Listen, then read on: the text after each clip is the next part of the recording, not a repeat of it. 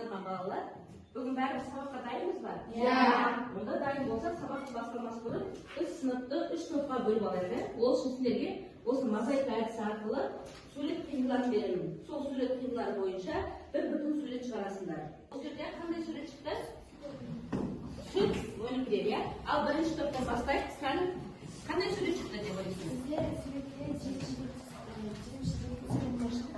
Жеміс-жидектердің әртүрлі дәрумендері болады.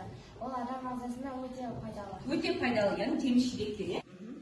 Біздің топ бұл нан өнімдерінен жасалған нандар. Бұл біздің топтың аты нан өнімдері. Бұрынғы кездерде нансыз күн көре алмаған, қазіргі кезде де нансыз күн көре алмайды. Нансыз ешкім күн көре алмайды екен. Нанның пайдасы зор екен, иә? Ал үшінші топтан не? Біздің сүт өнімдері, яғни біздің топтың аты сүт өнімдері. Біз сүт өнімдерден әртүрлі дәрумендер аламыз. Адам денсаулығына өте пайдалы екен, иә? Біз үш топқа бөліндік балалар, иә?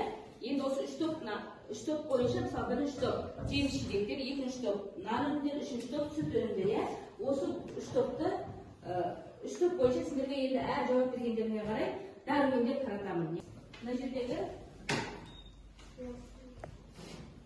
ол тапсырмасы бойынша тапсырманы орындайық.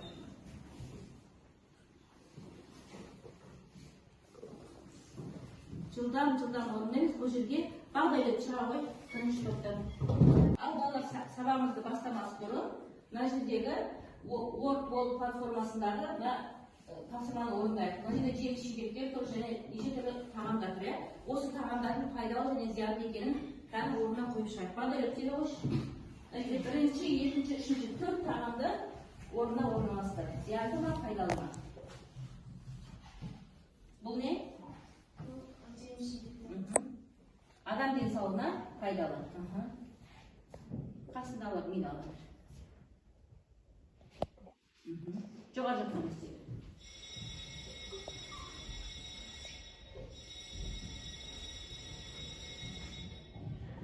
Иә. Енді біреу.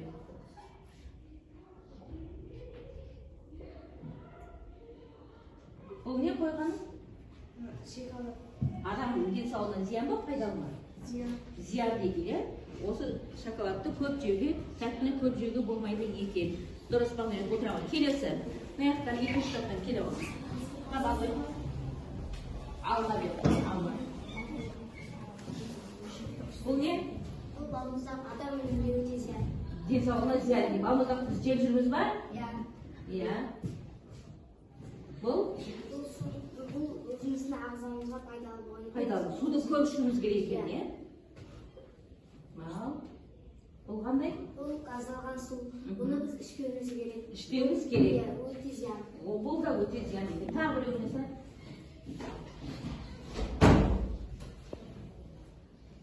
Бұл бізге пайдалы. Бұл не? Бұл араның балы. Балы екен, иә? Дұрыс, араның балы өте пайдалы. Отырамыз. Кім? Ал сіздан тоқ қалды сор. Пайдалы ма, пайдасыз ба? Зиян. Зиян екен, дұрыс. Иә. Алып келеді. Қойын ба? Жақында. Дұрыс. Бұл не? Болма салат. Салат екен, е? Салат деген өте бай. Дәрумендер мол болады екен, е? Тағы біреу ой шықсында? Бұл не? Сосиска. Шұжық, е? Бұл да денсаулыққа зиян. Тағы? Семіруге әкеледі. Дұрыс, семіруге әкеледі екен. Ана көбесін тұрған көп жейсің ғой, не данам? Фрей, осы. Иә. Бұл да? Зиянға жатады. Зиянды? Зиянды тағам. Иә, зиянды тағамды. Отыра ғой. Апай, мен айтайыншы. Тез басыр. Бұл, шыдан.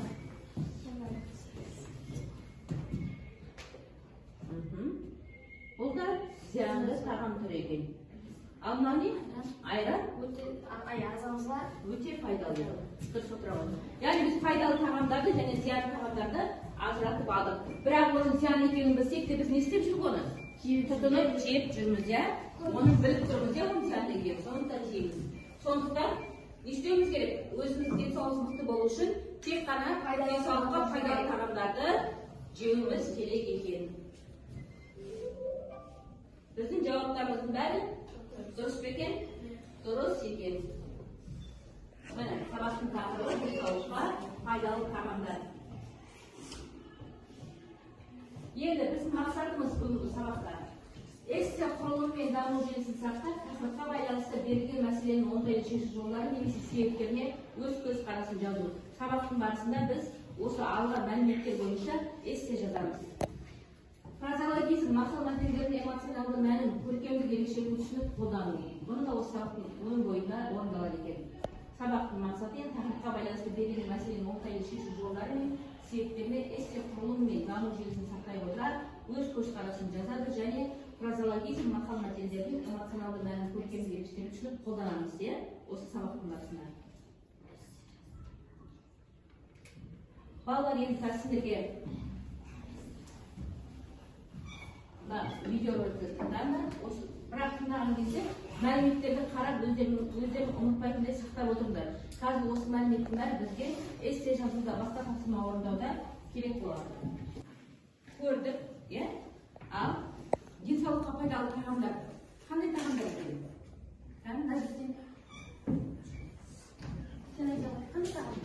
Бұл жерде сүт, ет, айран, балық, осылардан кейін.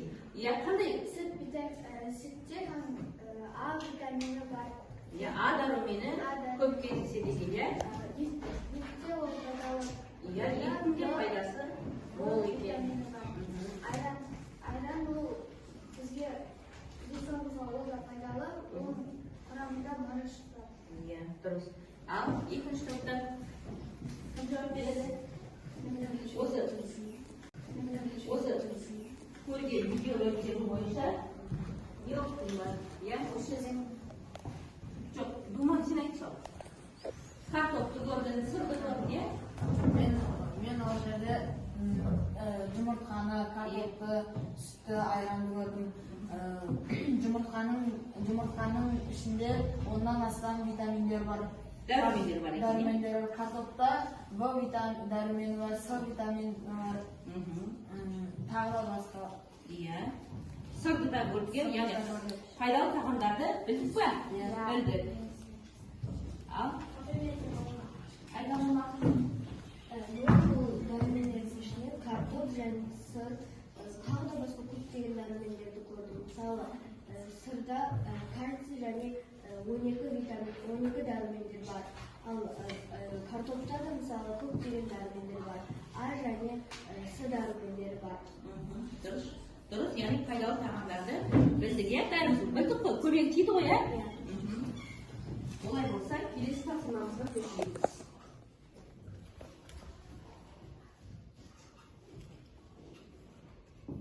Мына жерде қараңдаршы, дұрыс тамақтану не үшін қажет? Жаңа осындай сұрақ қойылды, жүрек қан тамыр ауруларын, асқазан ішек жолдардың ауруларын, дене салмағының төмендеуіне, әлсіздікке, склерозға, қан диабеті және рак және астеропороз ауруларының алдын алу үшін қажет. Ауырмай ұзақ өмір сүру үшін қажет екен. Осы дұрыс тамақтанғанда біздің денсаулығымыз естеді екен, жақсарады екен. Яғни асқазан, ішек жолдары дейді, әлсіздік, яғни дұрыс тамақтансаң, сен әлсіз болмайсың. Кәдімгі өмірге деген құлшынысың, еңбек істеуге деген құлшынысың, яғни сабақ оқуға деген құлшынысың не болады?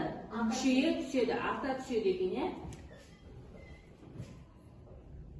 Міне жаңа біз өзі видеодан көрдік, қазір суреттеріне қарадық, адам ағзасына пайдалы тағамдар мен сусындар. Білеміз ғой, біздің тобымызда мына жерде мысалы жеміс-жидектер тобы, нан өнімдері тобы және сүт өнімдері тобы. Адам ағзасына пайдалы тағамдар. Біз осы тағамдарды қаншалықты пайдаланып жүрміз? Үйде пайдаланамыз ба? Яғни осы жеміс-жидекті жейміз, нан өнімдері бар. Енді бірақ осының ішінде кейбір жағдайда біз не істейміз? Пайдасыз, зиянды тағамдарды да қолданып жүрміз, жеп қоямыз, ол қандай екен мына жерде? Мысалы, сосын сендер неден пицца дейсіңдер, майонезі бар ішінде, кетчуп бар, тағы не бар? Бургер, донер, тағы не бар ғой? Лаваш, суши. Суши, солдар мысалы пайдалы ма денсаулыққа? Зиян екен. Зиян болса да ол жаңағы сол не істейміз? Қолданып жүрміз. Келешекте осындай зиянды заттарды пайдаланбауға не істеуіміз керек? Салуымыз керек. Мына Кока-коланың орнына күнделікті қара су ішу керек. Қара су осы ең пайдалы екен, иә? Бәріміз тыңдадық. Ендеше мына астындағы сұраққа жауап берейік. Өтебай Тұрманжан өлеңін тыңдадық, иә? Ақынның не себепті нанды ардақтас деп санайтын, қандай сөздермен сипаттайтын әңгімеле. Бір сөйлемен әңгімелеп берейік, бір сөйлем. Үш топтан бір сөйлемен. Дайындап отырсыздар, бірақ сөйлемен, иә? Иә?